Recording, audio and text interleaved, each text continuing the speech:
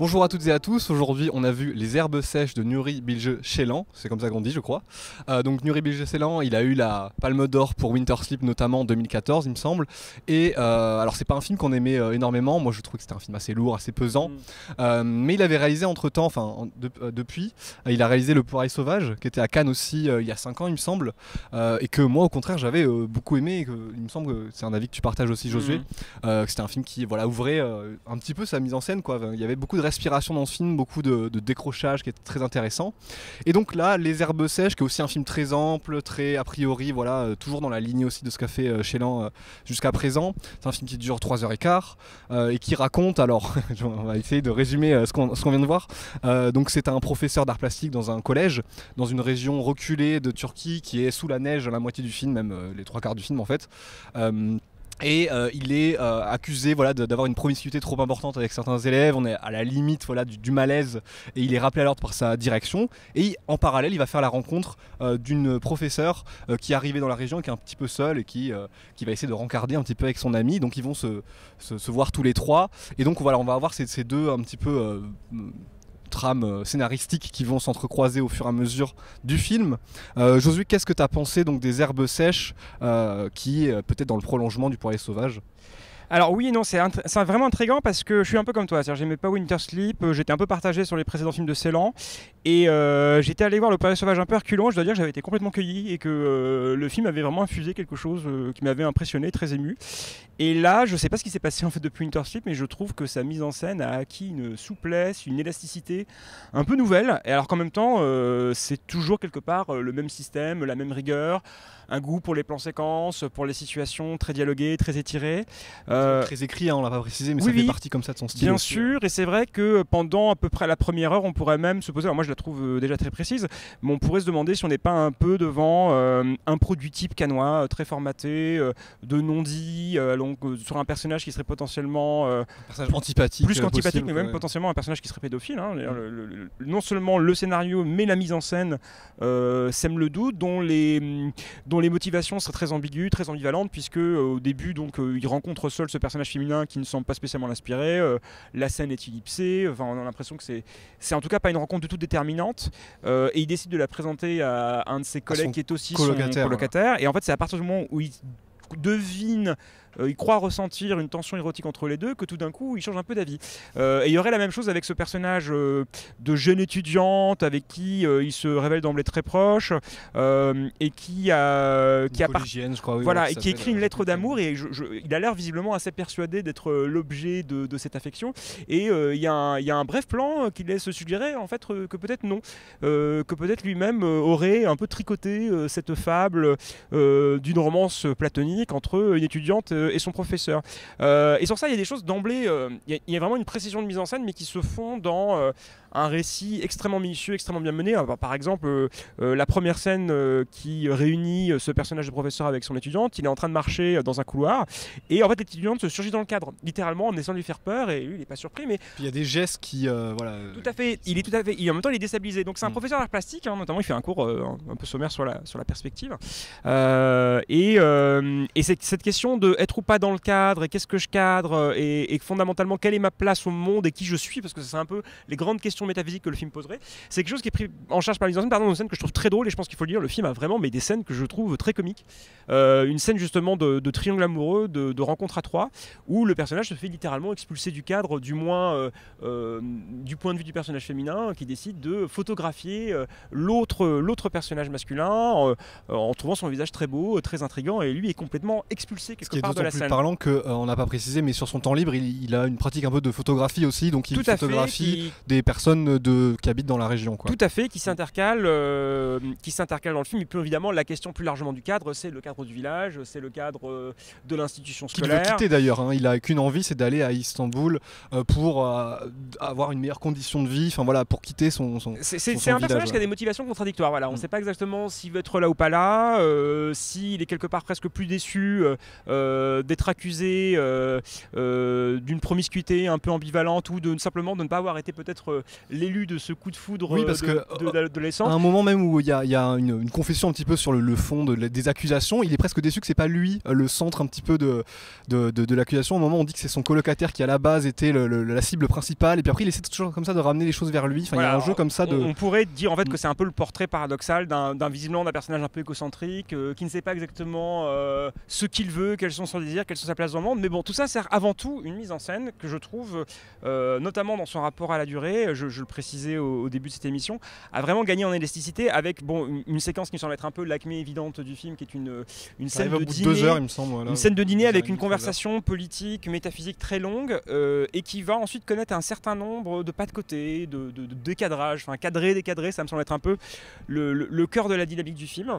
Et là, je trouve vraiment, alors à la fois en termes de tonalité, de comique, de régime de mise en scène, je trouve vraiment que la mise en scène de Ceylan a gagné une épaisseur, alors non pas par sa rigueur, parce qu'elle a toujours été rigoureuse, et même parfois à un moment, tu l'as dit sur Winter Sleep, un peu écrasante, un peu solennelle, mais au contraire quelque chose de beaucoup plus léger, de beaucoup plus altier même par moments, ce qui fait même que le sens du film, de ce qu'il essaye fondamentalement de raconter, nous échappe par endroits, mais en revanche, le film est tout le temps surprenant formellement.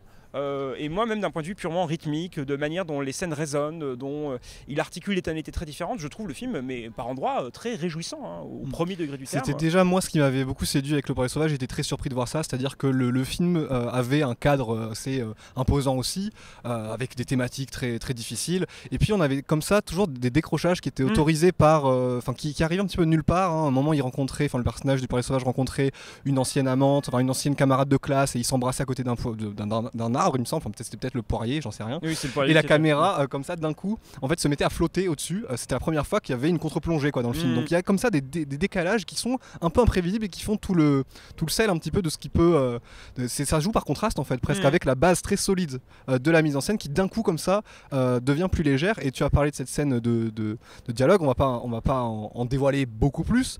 Mais moi, j'ai jamais vu par exemple une salle réagir comme ça à un simple changement d'axe dans le cadre. Et il y en a plusieurs qui sont étonnants. Oui, je crois que c'est vraiment devenu un espèce de génie de la dynamique de la situation. Ça, c'est vraiment, il y a des blocs de situation qui va triturer et il nous emmène dans précisément un endroit auquel on n'attendait pas du tout.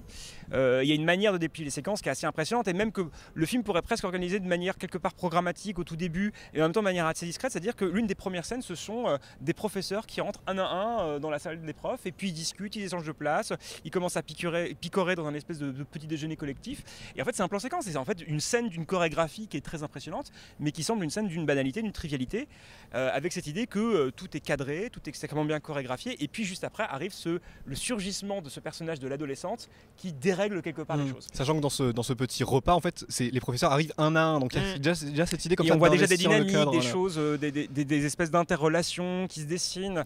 Donc il y a quelque chose de vraiment très précis et qui justifie en tout cas pleinement la durée. Hein. Il y a pas mal de films longs à Cannes cette année. Oui, c'est ça. Celui-là, pour le coup, me semble entièrement justifié. C'est 3h30 ou 40, je sais plus. Ouais. Et moi, tu vois, c'est un peu la première partie du film qui m'a rappelé Winter Sleep, quoi. Non seulement pour le climat général qui font que les personnages bougent pas beaucoup, quoi. Enfin, forcément, ils sont plutôt terrés dans leur maison, ça bouge pas parce que dehors il fait froid. Donc en fait, on était très enfermés. Moi, j'ai mis du temps à entrer un petit peu dans le film. Il a fallu que petit à petit que ça se décroche. Et même quand le film, c'est les seules nuances que j'aurais un petit peu apportées, c'est-à-dire qu'il y a aussi un espèce d'épilogue en fait dans le film. Je vais pas trop le décrire, mais où une voix off intervient et on a l'impression que le film va à un moment littéraliser ce qu'il a voulu dire. Et en même temps, même là, je trouve qu'il y a quelque chose qui résiste, c'est-à-dire que c'est des mots très clairs, c'est une prose un petit peu fleurie comme ça, avec plein de termes un petit peu vagues, un petit peu génériques a priori. Et en fait, il y a quelque chose comme ça qui résiste à l'image un petit peu du personnage aussi, et même de la mise en scène de Ceylan en général. C'est-à-dire que j'arrive un petit peu à la caractériser, en même temps elle est assez souple et assez ouverte pour pas qu'elle soit verrouillée. C'est ça qui est intéressant en fait, je trouve, dans ce film-là. Mais pourquoi au fond? Parce qu'en fait Moonju, je suis en train de faire un lapsus par rapport à l'idée que je voulais introduire, parce que Ceylan est un vrai moderne quelque part. C'est-à-dire qu'il y a une résistance du sens. C'est-à-dire on pourrait imaginer le même film réalisé quelque part par Moonju qu'on avait vu l'année dernière, RMN. C'est-à-dire on aurait pu avoir le film sur la situation qui dégénère, avec lui qui essaye de confronter une rumeur aussi, la rumeur qui circule, de confronter l'enfant, potentiellement d'autres scènes de confrontation avec des gens du village, que l'armée s'en mêle parce qu'il y a aussi un personnage de policier. Ça, par exemple, c'est très drôle au début du film. Ce personnage de professeur progressiste est invité par un de ses amis visiblement, de colonel, qui est colonel. Ils discutent, il essaie de le rencarder avec une fille, et je ne vois pas à quel moment du plan, mais en fait tout d'un coup on découvre qu'ils ont des manettes de PlayStation de PS4 dans sa main, dans leurs mains, et il y a un décadrage qui montre qu'en fait ils ont commencé à jouer à FIFA tout en discutant. Voilà, c'est exactement le genre d'idée que le film ménage, de décalage, de décadrage permanent, et en même temps qu'il y a une forme de résistance, c'est-à-dire on ne comprend pas exactement quelle est la relation entre ces personnages. Il y a aussi une forme d'ellipse à partir du moment où il ne veut pas rencontrer cette femme, et finalement oui. Donc à la fois c'est un film très ample qui donne du temps à la durée, en même temps il y a des trous dans la narration. Enfin, c'est extrêmement ludique en fin de compte d'essayer de naviguer à l'intérieur de ça. Et même si comme toi il y a une forme de résistance et je suis pas sûr de tout comprendre, en tout cas d'un point de vue de mise en scène, ça m'intrigue, ça m'excite un peu en permanence. Et je trouve qu'il y a une émulation formelle de bout en bout. Il y a une certaine liberté en fait, il s'autorise des choses que dans un autre cadre on ne se serait pas peut-être autorisé. Par exemple, voilà, l'exemple d'un peu type, c'est on a une scène en chant contre chant, une conversation en fait très longue, et puis d'un coup au lieu de mettre une coupe entre les deux personnages qui parlent, il va faire un panoramique, un tilt, un panoramique très rapide qui d'un coup en fait vient prendre en charge ce qui se joue là, qui serait beaucoup plus de l'ordre de la presque le personnage est acculé à ce moment-là, à la fois par le mouvement de caméra et par ce qui se dit. Et ça qui est intéressant, c'est que ça pourrait paraître, en fait c'est ça qui est paradoxal, c'est que c'est un film très bavard. On pourrait dire ça passe par les mots, ça passe par les non-dits justement, les circonvolutions orales qu'on peut apporter au lieu de dire la vérité, quoi, d'être direct. En même temps c'est la mise en scène qui elle nous raconte quelque chose directement en fait, c'est ça, il y a un jeu comme ça entre les deux. Tout à fait. Sur cette idée de résistance, je vais donner un exemple parce que je trouve ça vraiment très fin. C'est quelque chose que j'aurais plutôt vu peut-être davantage dans une forme de série télé, c'est-à-dire une manière de disposer des pistes et de les laisser infuser et voir potentiellement de rebondir sur un élément a priori anodin, mais presque 1 heure ou 2 heures plus tard.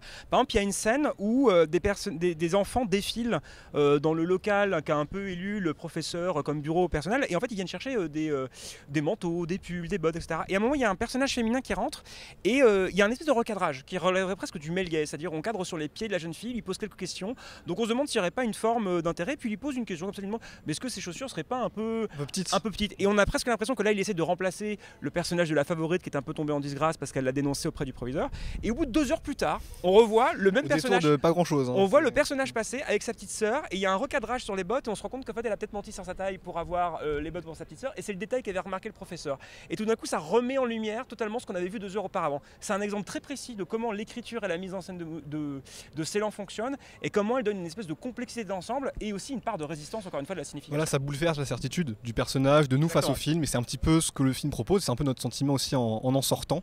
Donc je pense qu'on peut s'arrêter là si ça te va, Josué. Donc voilà, on vous dit à demain pour une nouvelle vidéo canoise.